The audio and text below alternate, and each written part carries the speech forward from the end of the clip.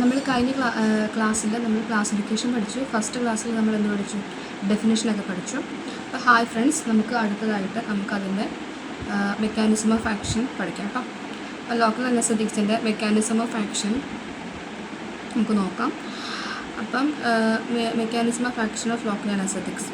They act mainly by blocking sodium channel of local nerve membrane and thereby block generation and conduction of the nerve impulse. ഇത് mainly act ചെയ്യുന്നത് എങ്ങനെയാണെന്ന് വെച്ചാൽ block ചെയ്യുന്നു. എന്ത്? Sodium ചാനലിനെ block ചെയ്യുന്നു. എവിടെയുള്ള ലോക്കൽ നെർവ് മെംബ്രെയിൻ അതിനുള്ള സോഡിയം ചാനലിനെ ബ്ലോക്ക് ചെയ്തുകൊണ്ടാണ് ഇത് മെയിൻലി ആക്ട് ചെയ്യുന്നത്. അതുവഴി എന്തുണ്ടാവുന്നു? And thereby block the generation and conduction of nerve impulse. അതുവഴിയായിട്ട് നെർവ് ഇമ്പൾസിലുള്ള അതുവഴിയായിട്ട് ബ്ലോക്ക് ചെയ്യുന്നു. എന്ത്? ജനറേഷൻ ഓഫ് കണ്ടക്ഷൻ, നെർവ് ഇമ്പൾസിൻ്റെ ജനറേഷനും കണ്ടക്ഷനും ബ്ലോക്ക് ചെയ്യുന്നു അല്ലേ? ബ്ലോക്ക് ചെയ്യുന്നു. അപ്പം the influx of sodium is essential for depolarisation of nerve membrane and nerve impulses. അപ്പം നമുക്ക് സോഡിയം ആവശ്യമാണ്. എന്തിന്? നെർവ് മെംബ്രെയിനിൻ്റെ ഡീപോളറൈസേഷൻ നടക്കാൻ വേണ്ടിയിട്ട് നമുക്ക് സോഡിയം ആവശ്യമുണ്ട്. നെർവ് മെംബ്രെയിനും നെർവ് ഇമ്പൾസിലുള്ള ഡീപോളറൈസേഷൻ നടക്കാൻ വേണ്ടിയിട്ട് നമുക്ക് സോഡിയം ആവശ്യമാണ്.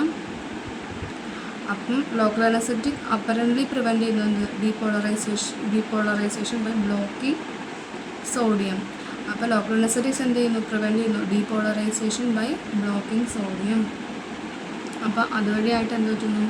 ഡിക്രീസ് ചെയ്യുന്നു സോഡിയം. എന്ത് ചെയ്യാൻ? ഡിക്രീസ് ചെയ്യുന്നു depolarisation and prevent the action potential generation, thus no generation and conduction of CNS resulting in local anaesthetics. അതുവഴിയായിട്ട് സോഡിയത്തിൻ്റെ എൻട്രി കുറയുകയും അങ്ങനെ ഡീപോളറൈസേഷൻ ഡിക്രീസ് ചെയ്യുകയും ചെയ്യുന്നു. അങ്ങനെ എന്ത് ചെയ്യുന്നു? ആൻഡ് പ്രിവെൻറ്റ് ചെയ്യുന്നു എന്തെന്ന്? Action potential and prevent the action potential generation and thus no generation and conduction of CNS. അങ്ങനെ എന്താ പ്രിവെൻറ്റ് ചെയ്യുന്നു? ആക്ഷൻ പൊട്ടൻഷ്യൽ ജനറേഷൻ പ്രിവെൻറ്റ് ചെയ്തുകൊണ്ട് അതെന്തിന് കാരണമാകുന്നു? No generation and conduction of nerve conduction of CNS കാരണമാകുന്നു. അതാണ് എന്ത്? Results in local anaesthesia. അങ്ങനെയാണ് ലോക്കൽ അനസ്തേഷ്യയുടെ എഫക്റ്റ് പ്രൊഡ്യൂസ് ചെയ്യുന്നത്. മനസ്സിലായിട്ടുണ്ടാവും അല്ലേ? അടുത്തതായിട്ട് നമുക്ക് ഫാർമക്കോകൈനറ്റിക്സ് എന്താണെന്ന് നോക്കാം. Pharmacokinetics of local anaesthetics. Local anesthetics are effective within 5 minutes of administration. Duration is 1 to 1.5 hours. അപ്പം ലോക്കൽ അനസ്തറ്റിക്സ് എഫക്റ്റീവ് ആണ്. 5 മിനിറ്റ്സിനുള്ളിൽ തന്നെ 5 മിനിറ്റ്സ് ഓഫ് അഡ്മിനിസ്ട്രേഷൻ. അത് 5 മിനിറ്റ് കഴിച്ച 5 മിനിറ്റിനുള്ളിൽ തന്നെ അതിൻ്റെ എഫക്റ്റ് നമുക്ക് കിട്ടും. അത് ഡ്യൂറേഷൻ, അതിൻ്റെ ആക്ഷൻ നിലനിൽക്കുന്നത് 1 to 1.5 hours. Duration of action can be increased to 2 to 3 hours by addition of vasoconstrictors like adrenaline or noradrenaline. Vasoconstrictor add ചെയ്യുന്നത് വഴി നമുക്ക് ഇതിൻ്റെ ആക്ഷൻ കുറച്ചും കൂടെ ഇൻക്രീസ് ചെയ്യാൻ പറ്റും. ഡ്യൂറേഷൻ ഓഫ് ആക്ഷൻ ഇൻക്രീസ് ചെയ്യാൻ പറ്റും. എങ്ങനെ? Addition of vasoconstrictor like adrenaline or noradrenaline.